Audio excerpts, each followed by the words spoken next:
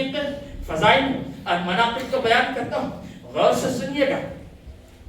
جس نے سب سے پہلا کلمہ پڑھا وہ ابو بکر ہے، جو سب سے پہلا مومن ہونے کا اعزاز پایا وہ ابو بکر ہے، جو پہلا صحابی کہلایا وہ ابو بکر ہے، جس نے اسلام کی تاریخ میں کعبے میں سب سے پہلے خطبہ دیا وہ ابو بکر ہے، جس نے 40,000 دینار مصطفیٰ جان رحمت صلی اللہ علیہ وسلم کے قدموں میں رکھا ہے وہ ابو بکر ہے، جس نے بلال کو آزاد کرایا ہے وہ ابو بکر ہے، جس نے عامر بن نغیرہ کو آزاد کرایا ہے وہ ابو بکر ہے، جس نے نبوت چل کے جس کے دروازے پر گئی ہے وہ ابو بکر ہے، آقا کو جس نے اپنے کندھے پر اٹھایا ہے وہ ابو بکر ہے، جو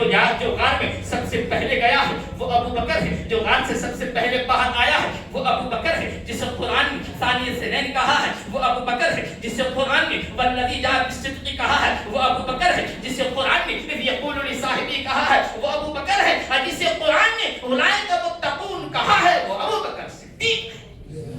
حضرات اتنا ہی نہیں، اور آگے کہنے والوں نے کہا ہے جس نے آقا کو اپنی گودی میں سلایا ہے وہ ابو بکر ہے، جس نے آقا کو نہیں جگایا ہے وہ ابو بکر ہے، جس نے سانپ کا ڈستا برداشت کیا ہے وہ ابو بکر ہے، جس کی ایڑی پہ میرا آقا نے اپنا لعابی اتھر لگایا ہے وہ ابو بکر صدیق ہے، جو بابت کی جھوپڑی پہ پہلے پہنچا ہے وہ ابو بکر ہے، جو کعبہ کے مقام پر پہلے پہنچا ہے وہ ابو بکر ہے، جو کعبہ کے مقام پر پہنچ کر آقا کے لیے چادر تان دیا ہے وہ ابو بکر ہے، جو کعبہ کے مقام پر پہنچ کر آقا کے لیے سائبان بن کے کھڑا ہو گیا ہے وہ ابو بکر ہے، جو کعبے کی پہلی اینٹ رکھا ہے وہ ابو بکر ہے، جس نے ریاض الجنہ کا ٹکڑا خرید کر دیا ہے وہ ابو بکر ہے، جس نے مسجد نبوی کی پہلی اینٹ رکھی ہے وہ ابو بکر ہے، اور جو بدر کے میدان میں پہلے آیا ہے وہ ابو بکر ہے، اور جو بدر کے میدان میں خیمے کے اندر سجدے کی حالت میں مصطفیٰ جان رحمت کو گلے لگایا ہے، اس گلے لگانے والے ذات کو ابو بکر صدیق کہا جاتا ہے۔